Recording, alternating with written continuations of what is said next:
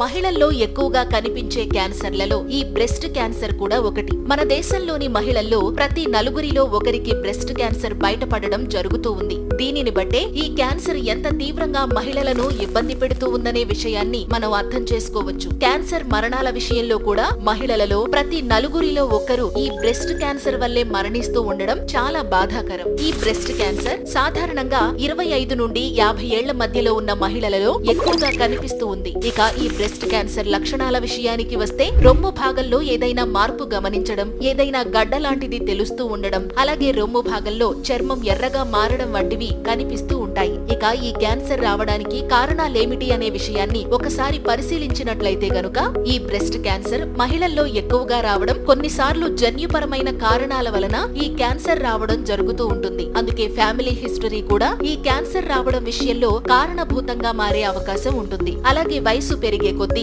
ఈ cancer risk కూడా పెరుగుతూ ఉంటుంది. ఇక ఈ క్యాన్సర్ విషయంలో ఎర్లీ డిటెక్షన్ అనేది చాలా ముఖ్యమని మనం చెప్పాలి. ఎంత త్వరగా మనం ఈ క్యాన్సర్ ను గుర్తించగలిగితే అంత మెరుగ్గా దీనికి చికిత్స చేసే అవకాశం మనకు ఉంటుంది. ఇక బ్రెస్ట్ క్యాన్సర్ ఎదుర్కొనేందుకు ఒక పక్క క్యాన్సర్ మరింత పెరగకుండా ఆరోగ్యాన్ని కాపాడుతూనే మరో పక్క క్యాన్సర్ కణాలను జాగ్రత్తగా తొలగించాల్సిన అవసరం ఉంది. అంతటి విశ్వసనీయత ఒక్క రసాయన ఆయుర్వేదానికి మాత్రమే ఉందన్న విషయాన్ని కూడా మనం గ్రహించాల్సిన అవసరం ఉంది. రసాయన ఆయుర్వేదంతో అనేక మంది బ్రెస్ట్ క్యాన్సర్ బాధితులకు చక్కటి ఉపశమనాన్ని కలిగించడం జరిగింది. Thank you.